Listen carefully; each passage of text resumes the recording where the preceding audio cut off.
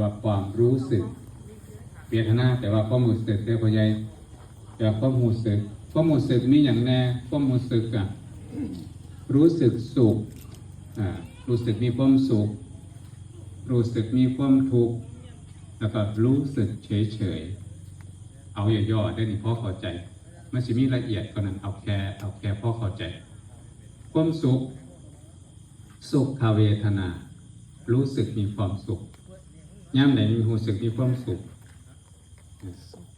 ย่ำใดเขามีความสุขเวลาที่ลูกเต่าประสบความสำเร็จเวลาที่มีลูกให้เงินมีคนมาให้เงินให้ของดีๆเวลาได้ของดีๆมีรู้สึกมีความสุขได้กินข้าวแซ่บๆก็มีความสุขนอนอิ่มก็มีความสุขได้นอนห้องแอร์อากาศเย็นสบายก็มีความสุขพอถึงว่าความสุขให้คิดเอาว่าอันใดมีความสุขนั่นแหละก็เรียกว่าสุขเวทนาสุขเวทนาสุขมันจะมีสองสุข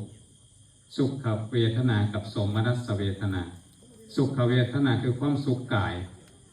ร่างกายมันมีความสุขกินอิ่มนอนหลับบ่มีโรคภัยไข้เจ็บมีความสุขทางกายกำลังวังชาแข็งแรงดีบ่มีโรคภัยไข้เจ็บสุขทางกายสุขเวทนาความสุขทั้งหนึ่งกับโสมนัสเวทนาความสุขทางใจความสุขทางใจมันก็เริ่มมาจากความสุขทางกายสุขทางใจเป็นยังไงลูกหลานบอกง่ายลูกหลานเป็นคนว่านอนสอนง่ายบ่สั่งเรื่องเล่าให้มาทุกข์ใจหรือผู้ใดมีสามีภรรยาก็เป็นคนมีศีลมีธรรมหรือศีลในความสุขใจถ้าเกิดในทางตรงกันข้ามเนี่ยก็ทุกข์ใจกับลูกผัวบ่ได้ดังใจหรือว่าญาติพี่น้องกันคิดใจกันในสิ่งต้องทุกข์ทั้งใจสุขกายสุขใจทุกข์กายทุกข์ใจหรือว่านี่ทุกข์กับโทมนัสเนี่ยทุกข์ในความทุกข์ทั้งกายตอนนี้เป็นยังไงความทุกข์ปรากฏชัดเจนพอทั้งกายคนอายุหลายแล้วความทุกข์ทางกายปรากฏชัดเลยเวลาลูกกับโอยแม่นว่าถ้าโอยแล้วมันสวมเป็นอย่างจังโอยเพราะมันถูกปวดหลังปวดขาปวดมองคันปวดมองนี่ปวดแขวปวดฟันนี่สินี่ก็เป็นทุกทางกายนี่คือความทุกข์มันความรู้สึกมันทุกข์เนี่ยความรู้สึกทุกทางกายทุกทางใจเด้ทุกทางใจกับตรงกลางกันข้ามกับทุกทางใจทุกทางใจทุกทางใจตรงข้ามกับความสุขทางใจทุกใจมีเรื่องอย่างทุกใจเคยมีบ่มีทุกคนก็มีความทุกข์ทางใจคิดว่าจะของทุกข์ใจนอนย้อนอะไรอย่างน่าเป็นทุกขเวทนาเรียกว่าโทมนัสเวทนาความทุกข์ทางใจถ้าทุกข์แปลว่าทุกข์ทางกายเนี่ยความทุกข์มันเป็นยังไงมันเสวยมันรู้สึกว่ามีความสุขรู้สึกว่ามีความทุกข์ถ้าเกิดมันบ่สุขบ่ทุกข์เดี๋ยวบ่มีเรื่องอย่างมาให้ดีใจบ่มีเรื่องอย่างมาให้ทุกข์ใจมันเป็นอย่างมันก็ซื่อๆอทุกขมสุขเวทนา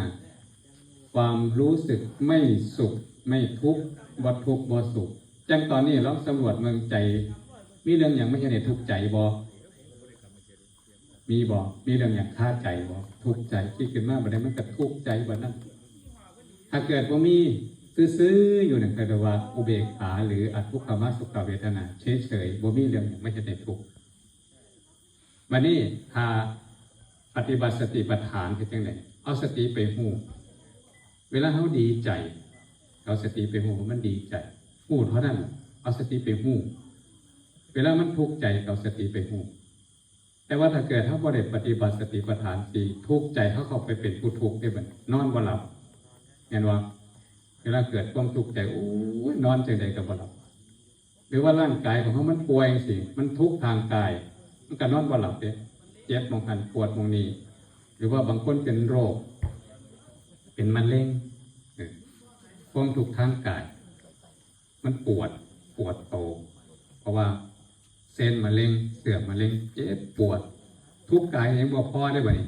ถ้าเกิดคนบ่เคยได้ปฏิบัติไม่ บอกเคยแยกกายแยกจิต ไม่สิทุกข์ทั้งสองเท่าทุกข์ทั้งกายทุกข์ทั้งใจร่างกายก็เป็นโรคปวดใจก็ไปปวดน้ำไปป่วยน้ำเป็นสองอย่าง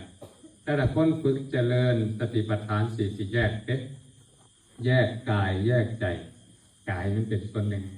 กายมันปวดแต่ใจบ่ปวดกายมันป่วยแต่จิตไม่ป่วยแต่ส่วนมากพอกายป่วยใจกับป่วยน้ำมันก็เลยป่วยทุกสอง